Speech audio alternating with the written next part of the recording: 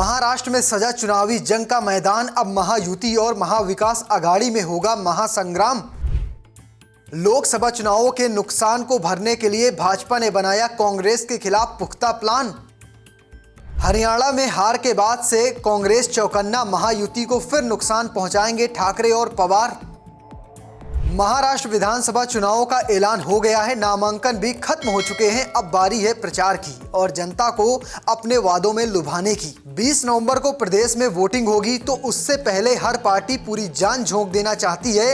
इसके लिए हर पार्टी ने रणनीतियां भी तैयार कर ली हैं। लेकिन महाराष्ट्र में 6 महीने पहले आए लोकसभा चुनाव के परिणामों ने लोगों को काफी चौंकाया था, जिसमें भाजपा को सबसे ज्यादा नुकसान हुआ था। लेकिन हरियाणा में भाजपा ने जिस तरह से हारी हुई बाजी जीती है, उसने सभी को हैरान कर दिया है। सबके मन में यही सवाल है कि महाराष्ट्र में क्या होगा। तो चलिए आपको कुछ जादुई आंकड़ों से समझाते हैं कि आखिर महाराष्ट्र की तस्वीर कैसी है। महाराष्ट्र चुनाव की रणनीति लोकसभा चुनाव के परिणाम के बगैर नहीं बन सकती है, क्योंकि लोकसभा चुनाव हुए अभी 6 महीने ही बीते हैं। लोकसभा चुनाव के नतीजे के हिसाब से महाविकास आघाड़ी में शामिल दलों के हौसले बुलंद हैं, लेकिन चुनाव नतीजों में खराब प्रदर्शन के बाद भी महायुति सबसे बड़े दल बीजेपी को कमतर आंकना कह सकते हैं बेवकूफी होगी। इस बार महाराष्ट्र में 4 पार्टियों के बीच नहीं बल्कि 6 पार्टियों के बीच मुकाबला होगा। महायुति में बीजेपी, शिंदे गुट की शिवसेना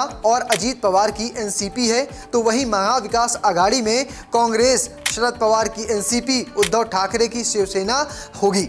और इन सब के बीच काफी बेहद और कह सकते हैं एक दिलचस्प मुकाबला होने वाला है। महाराष्ट्र में पिछले 2 लोकसभा चुनावों में किसे कितनी सीट मिली है, चलिए आपको आंकड़ों में समझाता हूं। अगर बात करें 2024 और 2019 के आंकड़ों की, तो उसमें बीजेपी का नाम पहले आता है। 2024 में बीजेपी ने 9 सीटें जीती हैं, जबकि 2019 में उसके पास 23 सीटें थी। कांग्रेस की बात करें तो 2024 में कांग्रेस ने 13 सीटें जीती हैं, जबकि 2019 में सिर्फ 1 सीट थी। एनसीपी की बात करें तो एनसीपी 2024 में सिर्फ 1 सीट जीत पाई है, जबकि 2019 में जब शरद पवार के साथ थी तब 4 सीटें जीती थी। अगर बात करें एनसीपी शरद पवार की, तो उसने 2024 में 8 सीटें जीती हैं, क्योंकि यह उनका पहला चुनाव था। शिवसेना यूबीटी यानी उद्धव ठाकरे की शिवसेना ने इस बार 9 सीटें जीती हैं। वहीं शिवसेना असली की बात करें, जिसे शिंदे सरकार चला रही है, उसने 2024 में 7 सीटें जीती हैं, जबकि 2019 में उनके पास 18 सीटें शामिल थी। लोकसभा चुनाव 2024 में बीजेपी को 26.4% वोट मिले थे। 2019 में बीजेपी को 27.8% वोट मिले थे, यानी